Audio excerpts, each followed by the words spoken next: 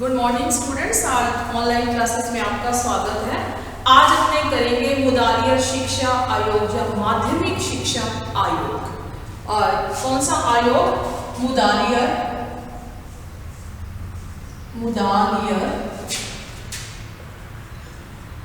मुदालियर शिक्षा आयोग या फिर इसको कह सकते हैं अपने माध्यमिक शिक्षा आयोग। माध्यमिक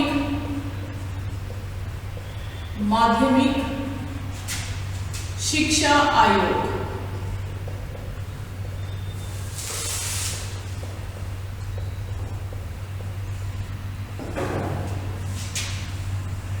माध्यमिक शिक्षा आयोग ये दूसरा स्वतंत्र भारत के बाद ये दूसरा आयोग था। पहला जो अपने बात भी की थी राधा किशन आयोग की। मुदालियर जो शिक्षा आयोग था स्वतंत्र भारत के बाद, स्वतंत्रता के बाद शिक्षा में जो कमियां रह गई उसके सुधार के लिए एक मुदालियर आयोग की जो स्थापना हुई। इनकी स्थापना के लिए सबसे पहले एक कमेटी बैठी थी माध्यमिक शिक्षा के लिए शिक्षा की सिफारिश के लिए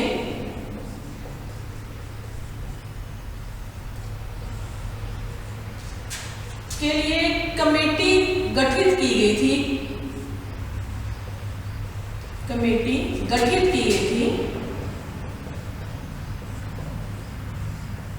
उसका नाम था ताराचंद कमेटी। कौन सी कमेटी?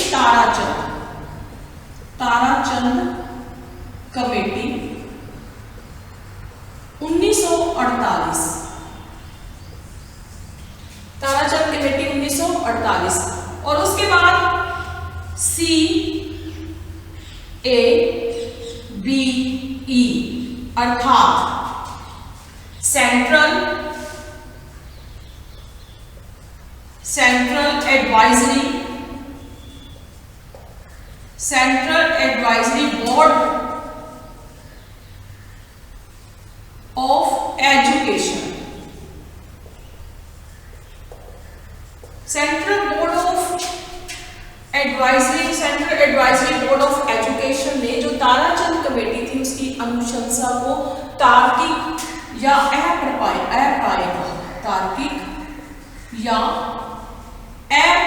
यानी कि उनको लगा कि ये ठीक नहीं है।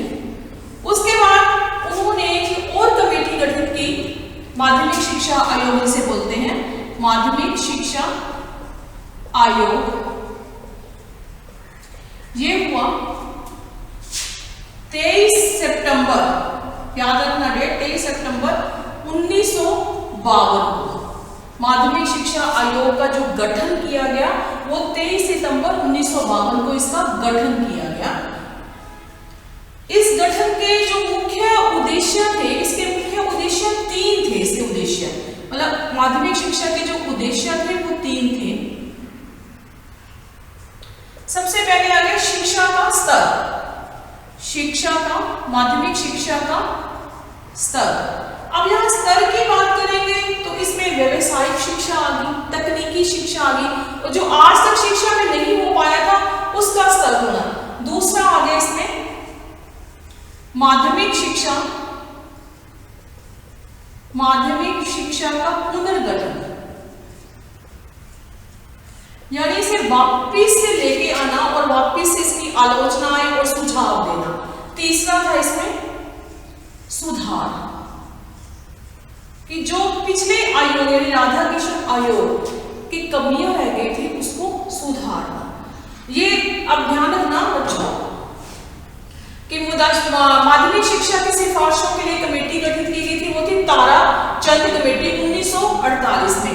लेकिन central advisory board of education ने जो कमेटी गठित की गई थी ताराचंद कमेटी, उसकी अनुशंसा को तार्किक या अप्रायिक कहा, क्योंकि उन्होंने कहा कि इसकी जो शिक्षा के संदर्भ में जो उन्होंने बताई है वो बातें ठीक नहीं है। उसके बाद माध्यमिक शिक्षा आयोग का गठन किया गया था 23 सितंबर 1952 को। उसमें से तीन उद्देश्य इस प्रकार थे। सबसे पहले था शिक्षा का स्तर, यानी आप कौन सी शिक्षा, व्यावसायिक शिक्षा होनी चाहिए, तकनीकी शिक्षा होनी चाहिए, शिक्षा का माध्यम चाहिए। उसके बाद आ गया माध्यमिक शिक्षा का पुनर्गठन, कि माध्यमिक शिक्षा में सारी चीजों को जोड़ना, वापिस से जो पहले आयोगों में जो कमी रह गई उसको वापिस से लेके आना और सभी चीजों में सुधार करना। उसके बाद आ गया इसके सदस्य कौन कौन से थे, वो अपने करते हैं इसके सदस्य। माध्यमिक शिक्षा आयोग के सदस्य थे माध्यमिक शिक्षा आयोग के सदस्य। इनका सबसे पहला जो सदस्य था वो थे डॉक्टर लक्ष्मण स्वामी मुदालिया।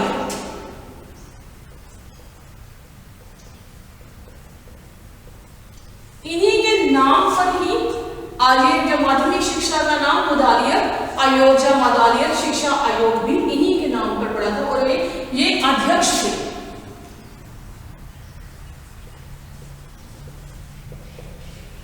जब ये डॉक्टर लक्ष्मण स्वामी मुदालिया को अध्यक्ष बनाया उस समय ये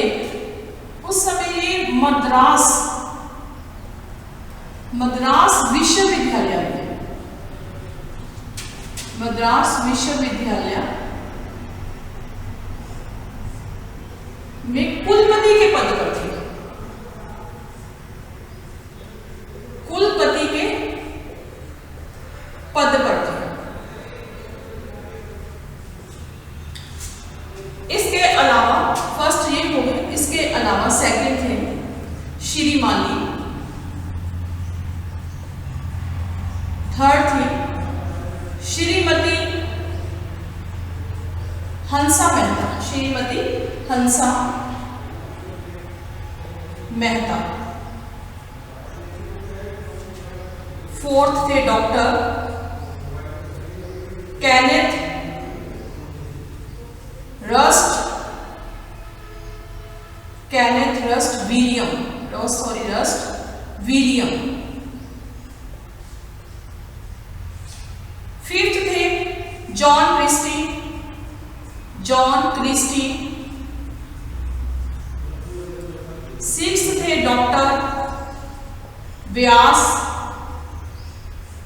सेवन थे डॉक्टर बसु और एट्थ थे डॉक्टर सैयदा। यानी कुल जो इनकी संख्या थी वो थी 1+7, यानी टोटल 8 सदस्य जो थे वो इसके मुदालिया शिक्षा आयोग के कुल सदस्य थे। कौन से? सबसे पहले था डॉक्टर लक्ष्मण स्वामी मुदालिया जो इसके अध्यक्ष थे और ये मद्रास विश्वविद्यालय में इसमें तुम्हें कुलपति के पद पर थे। उसके बाद श्री मालवी और एक मात्र महिला थी इसके 8 सदस्यों में सिर्फ एक मात्र महिला श्रीमती हंसा मेहता। उसके बाद डॉक्टर केनेथ रस्ट विलियम, फिर जॉन क्रिस्टी, डॉक्टर व्यास, डॉक्टर बसु और डॉक्टर सैयदा इसके जो मुख्य सदस्य थे। अब इसका उद्देश्य क्या आ गया था? इसका उद्देश्य क्या था? माध्यमिक शिक्षा आयोग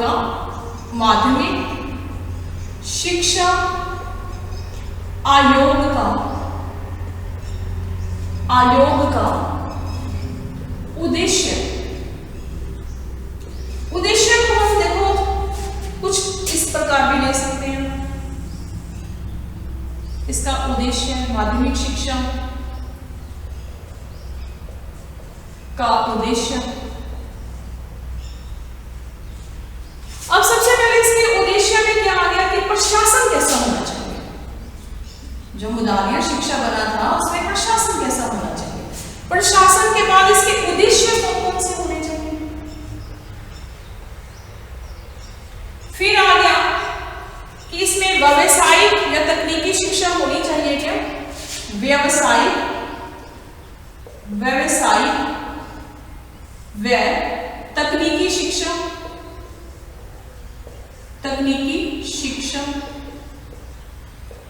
फिर इसका आगे संगठन कैसे होगा। इसका संगठन में क्या क्या आएगा। उसके बाद आ गया पाठ्यचर्या इसकी कौन कौन सी रहेगी।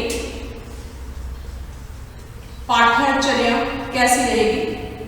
फिर उसके बाद आ गया शिक्षक शिक्षा, यानी जो एक शिक्षक है उसकी एक शिक्षक शिक्षा, यानी एक शिक्षक की शिक्षा कैसी होनी चाहिए, ये भी इसके अंदर इंक्लूडेड है। उसके बाद क्या आ गया शिक्षक शिक्षण, भी एक जो टीचर है वो शिक्षण कैसे करवाएगा। और जो सबसे लास्ट है, जो मेन इंपॉर्टेंट है, वो है अनुशासन।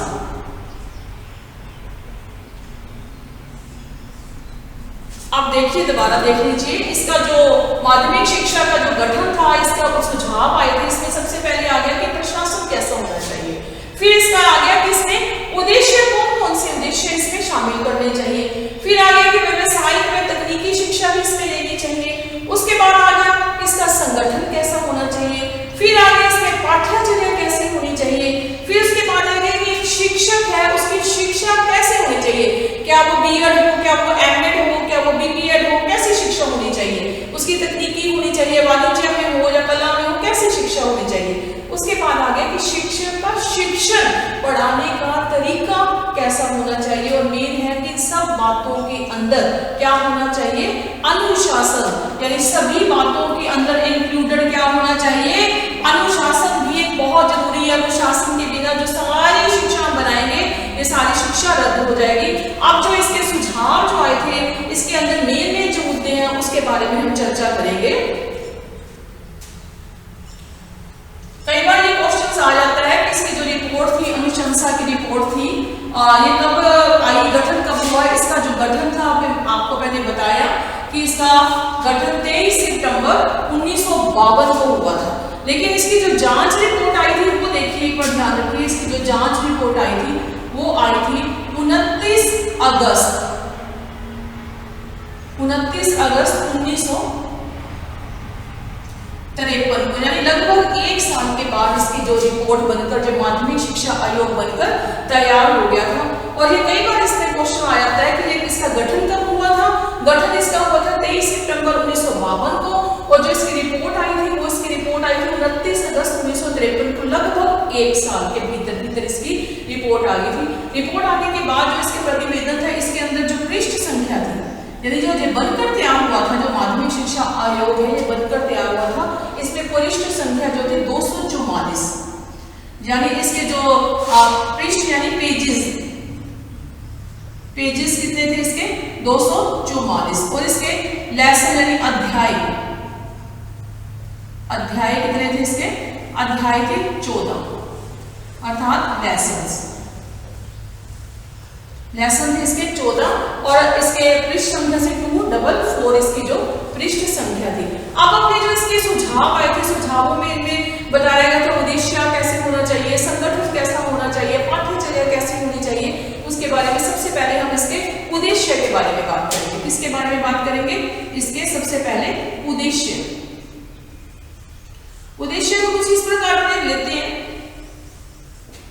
सबसे पहला जो इसका उद्देश्य है वो है कि व्यक्तित्व का विकास करना। शिक्षा ऐसी होनी चाहिए जिसमें उसकी पर्सनैलिटी को डेवलपमेंट हो, पर्सनैलिटी डेवलपमेंट हो, व्यक्तित्व का विकास, व्यक्तित्व का विकास होना चाहिए। कि ऐसी शिक्षा नहीं होनी चाहिए कि कोई भी बच्चा उसका व्यक्तित्व ही निखर कर ना आए, फिर तो अनपढ़ और पढ़े लिखे में कोई फर्क रह ही नहीं पाएगा। सेकंड हुआ नेतृत्व की क्षमता, नेतृत्व की क्षमता। पढ़ने के बाद एजुकेशन, माध्यमिक शिक्षा यानी 10, 11वीं 12वीं के बाद उसमें नेतृत्व करने की, लीडरशिप के गुण भी आने चाहिए। क्या अच्छा है, क्या बुरा है, आगे बोलने की क्षमता, आगे चलने की क्षमता, समाज में रहने की क्षमता, यानी लीडर बन के आगे अपने आप किसी के पीछे नहीं लगना, बल्कि हमें किसी के पीछे हमने अपने पीछे किसी को लगाना, यानी लीडर बनना है। उसके बाद आ गया उद्देश्यों के अंदर व्यवसाय, यानी व्यवसाय की कुशलता, व्यवसायिक कुशलता, यानी अगर हम 12 क्लास तक पढ़ लेते हैं तो हमें व्यवसाय करने की कुशलता यानी अपना व्यापार करने की कुशलता आनी चाहिए। हमें पैसे का लेन देन, संबंध, खरीद फरोख्त, ये सब क्रय विक्रय सब कुछ आना चाहिए। व्यवसाय करने में हम निपुण, संपूर्ण तरह से निपुण हो जाए। उसके बाद आए हमारी रुचि। रुचि पे आधारित शिक्षा होनी चाहिए। ये नहीं कि हमारी रुचि तो कुछ और लेने के लिए लेकिन हमने पढ़ कुछ छोड़ लिया, ऐसा नहीं होना चाहिए। जैसा अगर हमने 10वीं के बाद जैसे 11वीं 12वीं तक भी ये चलता है कि उस अपनी रुचि के अनुसार कि हमने विज्ञान संकाय पढ़ना है या हमने वाणिज्य लेना है या हमने कला लेनी है या हमने एग्रीकल्चर खेती में जाना है, किसी भी तरह के हमने रुचि के अनुसार शिक्षा होना चाहिए। एंड लास्ट 5th जनवरी 5 इसके जो मेन उद्देश्य थे, 5 उद्देश्य में कि लोकतांत्रिक नागरिकता पर आधारित होनी चाहिए। किस पर? लोकतांत्रिक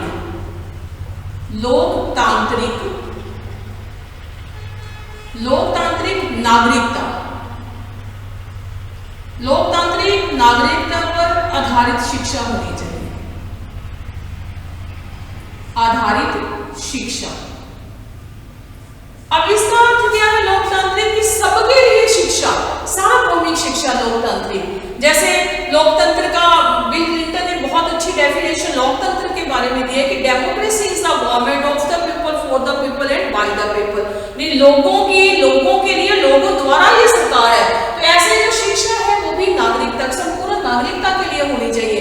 ये नहीं कि कुछ बच्चे वंचित रह जाए, ऐसी शिक्षा हमें नहीं होनी चाहिए। मुख्य रूप से जो इसके उद्देश्य थे वो कितने थे? वो थे पूरे 5 इसके उद्देश्य लिए गए हैं। इसके माध्यमिक शिक्षा आयोग या मुदालिया शिक्षा आयोग के जो उद्देश्य हैं मुख्य रूप से 5 लिए गए हैं। व्यक्तित्व का विकास आ गया, नेतृत्व की क्षमता जिसके बारे में हमने चर्चा की है, व्यवसाय की कुशलता होनी चाहिए, उसकी रुचि के अनुसार बच्चे की शिक्षा होनी चाहिए और लोकतांत्रिक नागरिकता पर आधारित शिक्षा होनी चाहिए।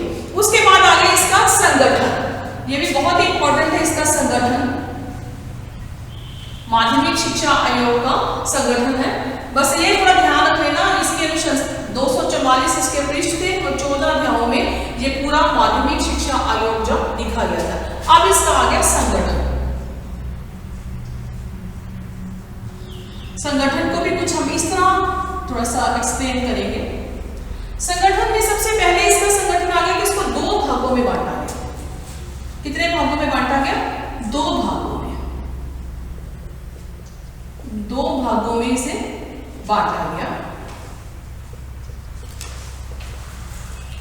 2 भागों में फर्स्ट जो भाग था, फर्स्ट था 6ठी, 7वीं और 8वीं। इसे 6ठी, 7वीं, 8वीं को निम्न उच्च माध्यमिक शिक्षा दी।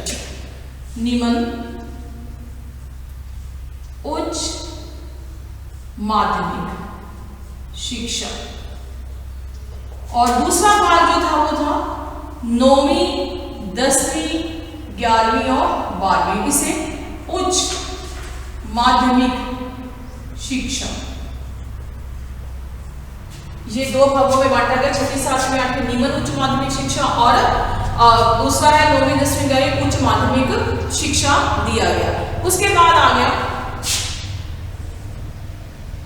कि 11 से 17 वर्ष तक के बालकों को देनी चाहिए। ये टोटल क्या हो गया?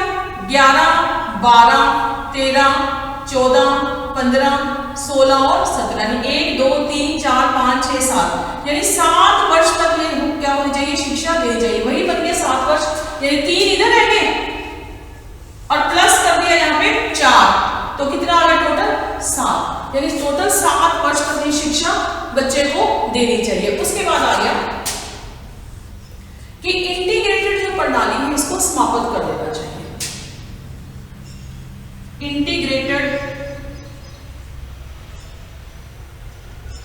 इंटीग्रेटेड को समाप्त करना चाहिए।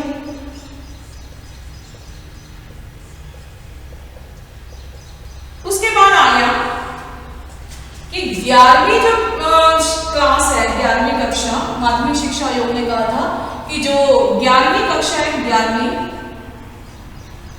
कक्षा को उच्च माध्यमिक तथा जो 12वीं कक्षा है इसको 12वीं कक्षा को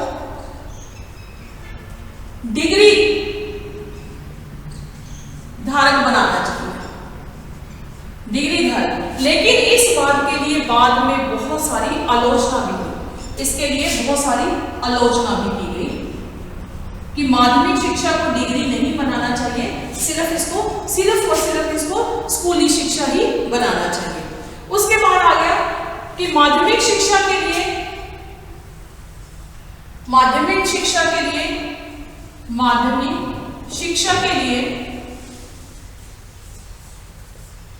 बहुउद्देशीय स्कूल खोले जाने चाहिए। कौन से स्कूल? बहुउद्देशीय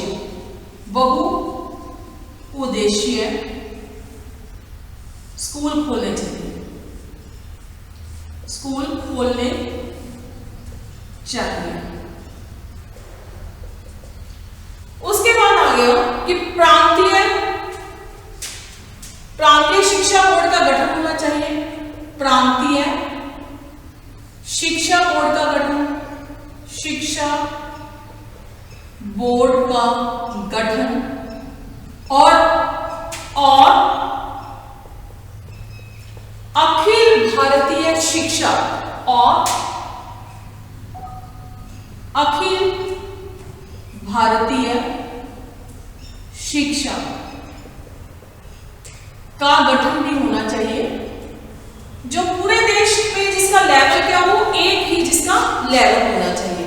अब देख लीजिए थोड़ा सा इसमें कि जो इसका संगठन था, संगठन में सबसे पहले आगे किसे 2 भागों में बांटा गया, निम्न उच्च माध्यमिक शिक्षा यानी 6ठी, 7वीं और 8वीं, और उच्च माध्यमिक शिक्षा 9वीं, 10वीं, 11वीं और 12वीं, यानी 3 इधर हो गया, 4 इधर हो गया, टोटल कितने हो गए 7। और यही बात इन्होंने आगे कह दी कि 11 से 17 वर्ष के बालकों को ये शिक्षा देनी चाहिए, यानी 11, 12, 13, 14, 15, 16 और 17, यानी टोटल कितने आ गए 7 वर्ष। उसके बाद आगे किसी इंटीग्रेटेड को क्या करना चाहिए, समाप्त कर देना चाहिए। उसके बाद इन्होंने एक अनुशंसा की थी कि माध्यमिक शिक्षा के लिए 11वीं कक्षा को तो उच्च माध्यमिक, लेकिन 12वीं जो कक्षा उसको डिग्री धारक बनाना चाहिए, और इसके बाद में बहुत सारे आयोगों ने आलोचना भी की थी। उसके बाद आ गया कि माध्यमिक शिक्षा के लिए बहुउद्देशीय क्या होने चाहिए, स्कूल, बहुउद्देशीय स्कूल खोलने चाहिए। फिर उसके बाद आ गया कि प्रांतीय शिक्षा बोर्ड और अखिल भारतीय शिक्षा का गठन होना चाहिए, और इसका पूरे देश में इसका लेवल जो है वो एक होना चाहिए। उसके बाद हम करेंगे पाठ्यचर्या। नेक्स्ट अपनी इसका एक उद्देश्य है पाठ्यचर्या। आई थिंक बच्चों आपको समझ आ रही होगी। नेक्स्ट है इसका पाठ्यचर्या।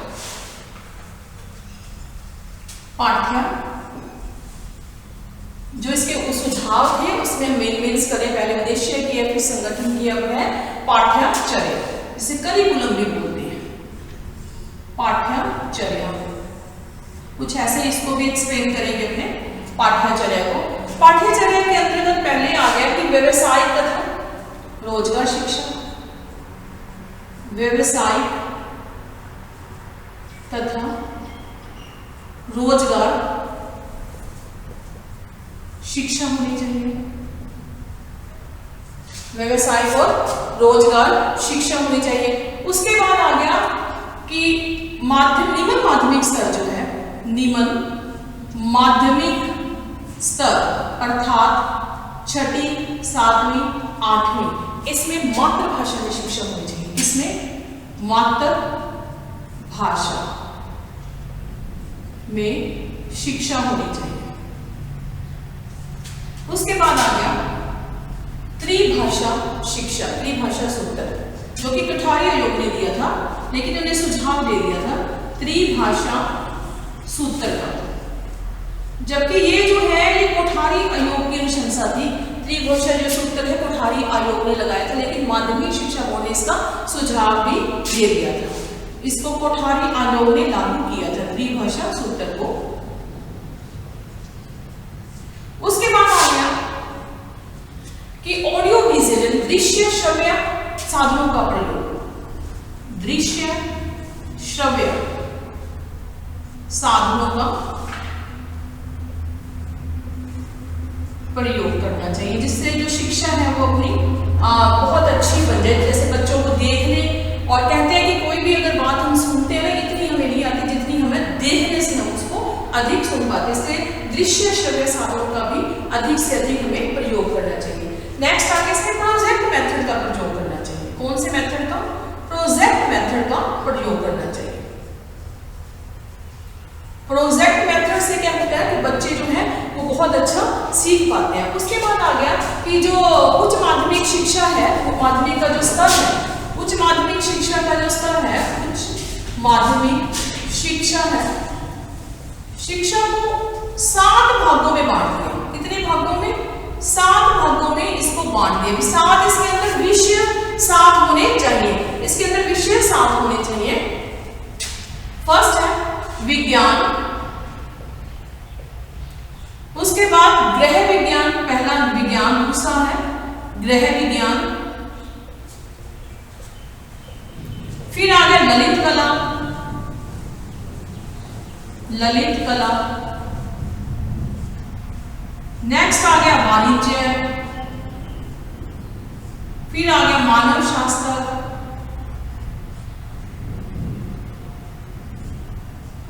नेक्स्ट आ गया इसमें कृषि आ गया, और 7वां इसके अंदर आ गया औद्योगिक, औद्योगिक क्षेत्र। ये इसके कुछ पॉइंट्स थे। पाठ्यचर्या में व्यवसाय तथा रोजगार शिक्षा, और निम्न माध्यमिक स्तर 6ठी, 7वीं, 8वीं में मातृभाषा में शिक्षा, और त्रिभाषा सूत्र कोठारी आयोग ने जबकि दिया था, लेकिन इन्होंने इसकी अनुशंसा कर दी थी। उसके बाद आगे इसमें दृश्य श्रव्य साधनों का प्रयोग होना चाहिए, और प्रोजेक्ट विधि के दौरान शिक्षा देनी चाहिए। और उच्च माध्यमिक शिक्षा में 7 भाग डिवाइड कर दिए, जिसमें विज्ञान विषय होना चाहिए, गृह विज्ञान यानी होम साइंस, ललित कला, वाणिज्य, मानव शास्त्र, कृषि और औद्योगिक क्षेत्र। इसके अलावा लास्ट में अपने है कि कुछ अन्य सुझाव भी दिए थे, वो भी थोड़ा सा आपको बताते हैं। लास्ट ईयर बस इसका कि थोड़े से और भी कुछ इन्होंने सुझाव दे दिए थे। अन्य सुझावों में सबसे पहले जो अन्य सुझाव जो थे, लास्ट अन्य सुझाव, उसके अंतर्गत फर्स्ट था कि एक ऑर्बिटेशन बोर्ड का गठन किया जाना चाहिए। कौन से बोर्ड का? ऑर्बिटेशन, ऑर्बिटेशन बोर्ड का गठन किया जाना चाहिए। ये ऑर्बिटेशन बोर्ड क्या होता है? ऑर्बिटेशन बोर्ड है वो जहां शिक्षकों की शिकायत दर्ज की जाती है। ऑर्बिटेशन बोर्ड का मीन्स है जहां शिक्षकों की शिकायत, शिक्षकों की शिकायत, ऐसा एक गठन करना चाहिए जहां शिक्षकों की शिकायत हो। सेकंड है छात्रावास की सुविधा, ये माध्यमिक शिक्षा आयोग ने ही दिया था। थर्ड है छात्रवृत्ति, जो आजकल बच्चों को स्कॉलरशिप मिलती है, ये भी इसका गठन भी माध्यमिक शिक्षा आयोग ने सुझाव दिया था, छात्रवृत्ति की सुविधा। उसके बाद आ गया छात्रवृत्ति की सुविधा के बाद इसमें आ गया कि ग्रामीण क्षेत्रों में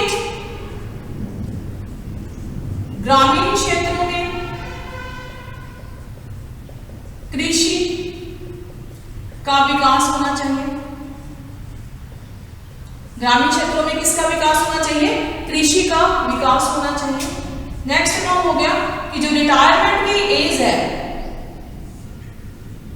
रिटायरमेंट की जो एज है, आयु है वो 60 वर्ष होनी चाहिए।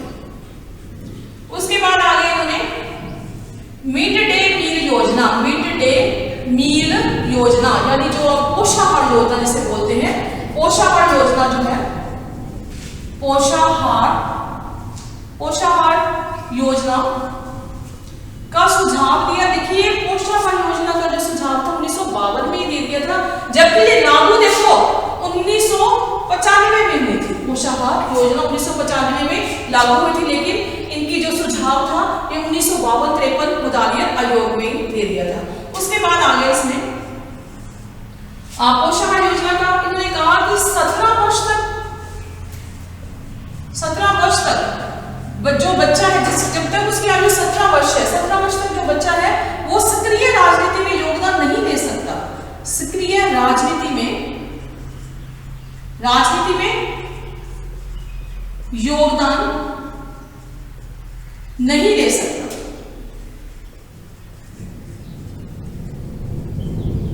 और उसके बाद उन्होंने बोला कि ग्रीष्म जो अवकाश है, ग्रीष्म अवकाश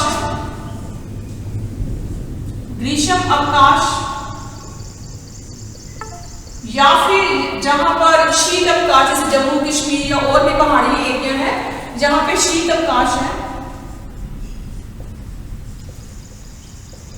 कम से कम कितना टाइम पे होने चाहिए? 2 महीने के लिए, कम से कम 2 महीने के लिए होने चाहिए। 2 महीने के लिए ग्रीष्म और शीत अवकाश हो जाए। उसके बाद उन्होंने कहा था 9 पॉइंट कि जो शिक्षा के कार्य दिवस है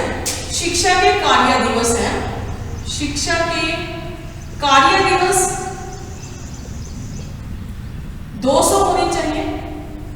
पहले ये कितने थे? 180, पहले 180 थे और अब कितने होने चाहिए? कम से कम कितने होने चाहिए?